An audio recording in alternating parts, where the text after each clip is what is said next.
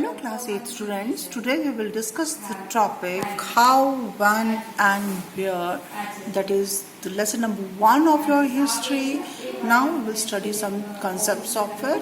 When we write history or a story, we divide it into chapters. Why do we do this? It is to give each chapter some coherence. It is to tell a story in a way that makes some sense and can be followed. In the process, we focus only on those events that help us to give shape to the story we are telling. In the histories that revolve around the life of British governor-generals, the activities of Indians simply do not fit. They have no space. What then do we do? Clearly, we need another format for our history. This would mean that the old dates will no longer have the significance they earlier had. A new set of dates will become more important for us to know. तो जब हम history को लिखते हैं, इतिहास को लिखते हैं, तो हम इतिहास को चैप्टर्स में डिवाइड करते हैं. हम ये क्यों करते हैं? क्योंकि हम एक जो कहानी है उसको एक इस तरीके से बताते हैं जिससे कि कोई सेंस निकलती हो, कुछ मीनिंग निकलता हो, और वन बाय वन स्टोरीज को हम बताते हैं. इस प्रोसेस में, इस क्रिया में क्या होता है कि हम फोकस उन्हीं घटनाओं पर करते हैं जो कि हेल्प करती है हमें टू बिल्ड अ स्टोरी. और इन द हिस्ट्री दैट जो ब्रिटिश जनरल, जो गवर्नर जनरल थे, उनके बारे में, उनकी लाइफ के बारे में हम अगर बताना चाहते हैं तो उस हिस्ट्री के बारे में, उनके एक्ट और उसके साथ में जो activities of the Indians simply do not fit. Indians की एक्टिविटीज उनसे अलग होगी, डिफरेंट होगी. तो हम क्या करेंगे? हम एक अलग फॉर्मेट यूज करेंगे. This would mean that the old dates will no longer have the significance they earlier had. तो जो पुरानी डेट्स है उनका कोई महत्व नहीं रह जाता. नई set of dates will become more important for us to know. How do we periodize?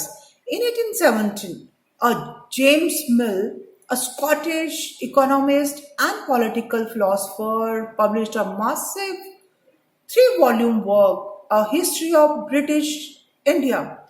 In this, he divided Indian history into 3 periods: Hindu, Muslims, and British. This periodization came to be widely accepted. Can you think of any problem with this way of looking at Indian history? तो अब हम देख रहे हैं कि जो James मिल था 1817 में, उसने, वो स्कॉटिश इकोनॉमिस्ट था और राजनीतिक फिलोसफर भी था, दार्शनिक था. उसने 3 वॉल्यूम 3 बुक्स के शेप में 3 वॉल्यूम्स उसने पब्लिश किए, जिसमें उसने ब्रिटिश इंडिया की हिस्ट्री के बारे में लिखा. इसमें उसने इंडियन हिस्ट्री को, भारतीय जो इतिहास था उसको 3 हिस्सों में डिवाइड किया: हिंदू, मुस्लिम और ब्रिटिश. ये जो पीरियडाइजेशन, पीरियड्स में मुस्लिम, हिंदू और ब्रिटिश में, ये पीरियडाइजेशन बहुत ज़्यादा एक्सेप्टेड हो गया, वाइडली अप्रूव्ड हो गया. लोगों ने इसको मान लिया. पर क्या इससे भी कुछ प्रॉब्लम थी? तो हम अब ये पढ़ेंगे. Why do we try and divide history into different periods? We do it in attempt to capture the characteristics of a time, essential features as they appear to us. हम हिस्ट्री को divide करते हैं different periods में, but ये हम क्यों करते हैं? In an attempt to capture the characteristics of a time. एक कोशिश होती है हमारी कि समय की विशेषताओं को, उसको पकड़ना, उसके बारे में बताना कि उसमें क्या हुआ. इट्स सेंट्रल फीचर्स, जैसे मुख्य बातें जो उस समय के दौरान हुई. So the terms through which we periodize, that is demarcate the difference between periods. Periods जो थे हिस्ट्री में, उनको डिमार्केशन जरूरी है, मतलब उनको डिफरेंट पोर्शंस में डिवाइड करना. They reflect our ideas about the past. They show how we see the significance of the change from one period to the next. वो हमारे विचारों को उजागर करते हैं, बताते हैं पास्ट के बारे में. वो ये शो करते हैं कि कैसे कोई चेंज जो बदलाव आता है उसका क्या महत्व है एक पीरियड से समय से दूसरे समय तक. मिल thought that all Asian society were at a lower level of civilization than Europe. According to his telling of history, before the British came to India, Hindu and Muslims despots ruled the country. मिल ने ये सोचा कि जो जितने भी Asian समाज है, एशियाई जो समाज है, देश के लोग हैं, वो एक सभ्यता के निचले स्तर पर है यूरोप से. अगर यूरोप से कंपैरिजन किया जाता है, तुलना की जाती है, तो भारतीय सभ्यता उससे निचले स्तर पर है. और इसीलिए उसने जब हिस्ट्री को बताया, जब ब्रिटिश भारत आए उससे पहले वाली, तो उसमें उसने बताया कि हिंदू और जो मुस्लिम डेस्पोट्स, हिंदू और मुस्लिम जो राजा थे वो कंट्री को रूल करते थे. रिलीजियस इंटॉलरेंस, धार्मिक असहिष्णुता, मतलब एक दूसरे धर्म वाले लोग एक दूसरे को टॉलरेट सहन नहीं करते थे. कास्ट टैबूज, जाति में संकीर्णता, एक जाति दूसरी जाति से मिक्सअप नहीं होती थी. एंड सुपरस्टिशियस प्रैक्टिसेस डोमिनेटेड, और जो छुआछूत और साथ में जादू टोना, इस टाइप की जो प्रैक्टिसेस थी, जो अंधविश्वास था, वो इंडिया में बहुत ज्यादा डोमिनेट था. मतलब उसका बहुत ज्यादा प्रभुत्व था इन समाज, social life. British rule, Mill felt, could civilize India. To do this, it was necessary to introduce European manners, arts, institutions, and law in India. Mill, in fact, suggested that the British should conquer all the territories in the India to ensure the enlightenment and happiness of the Indian people, for India was not capable of progress without the British help. तो मिल का ये विश्वास था कि जो सिर्फ Britishers जो थे वो ही भारत को सभ्य बना सकते थे, और इसके लिए ये जरूरी था कि यूरोपियन मैनर्स, आर्ट, कला, इंस्टीट्यूशंस, जो डिफरेंट जो education institutions otherwise and other also, और जो लॉज हैं, कानून है, वो इंडिया में इंट्रोड्यूस किए जाएं.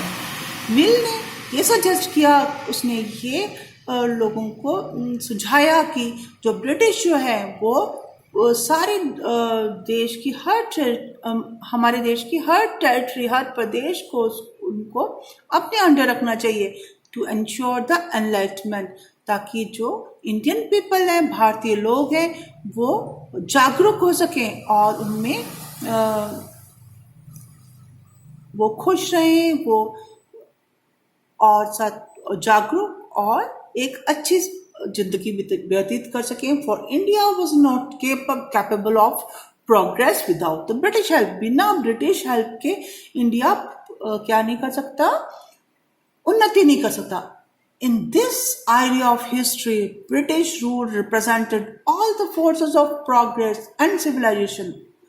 इस जो हिस्ट्री के जो इतिहास के विचार में ब्रिटिश का जो रोल था, ब्रिटिश का इंडिया में, ये सारी जो प्रोग्रेस, उन्नति और सभ्यता का जो रिप्रेजेंटेशन कौन कर रहा था, Britishers. The period before British rule was one of the darkness can such a conceptions be accepted today.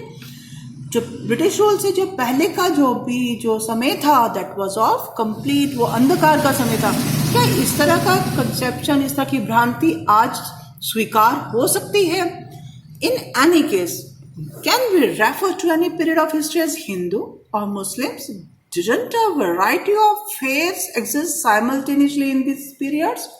क्या किसी हिस्ट्री को, इतिहास को हम हिंदू या मुस्लिम के नाम से उसको रेफर कर सकते हैं?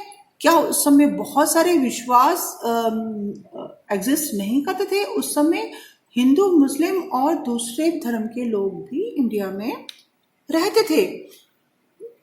Why should we characterize an age only through the religion of the rulers of the time? एक युग को उसके जो राजा थे, उस समय का जो राजा है, उसका क्या धर्म है, इस बेसिस पर ही उसको, उस पीरियड को आइडेंटिफाई करना ही तो बहुत गलत है. To do so, it is to is to suggest that the lives and the practices of the others do not really matters. It means कि जो दूसरों की जिंदगी या दूसरों के जो कार्यकलाप है वो सब कोई मतलब मायने नहीं रखते. We should also remember that even rulers in ancient India didn't all share the same faith. Even जो राजा थे जो पुराने प्राचीन जो समय के थे वो सारे एक ही विश्वास को मानते नहीं थे. तो this is periodization of Indian history. That's by James Mill. Moving away from British classification, historians have usually divided Indian history into ancient, medieval, and modern. प्राचीन, मध्ययुगीन और जो नवीन जो इतिहास है इसमें इंडियन हिस्ट्री को डिवाइड किया गया है. इसमें भी एक प्रॉब्लम है. It is a periodisation that is borrowed from the west. ये जो समय को बांधना ये भी पश्चिम से लिया गया है, जहां पर जो मॉडर्न पीरियड है that was associated with the growth of all forces of modernity. आज जो भी मॉडर्न चीजें हैं जैसे साइंस, रीजन, तर्क, डेमोक्रेसी, लिबर्टी एंड इक्वलिटी, समानता,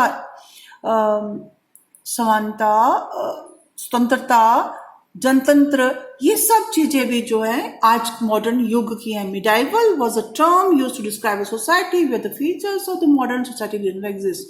जब पुरानी चीजें थी, क्या इसी चीज को कैरेक्टरिस्टिक्स माना जा सकता है?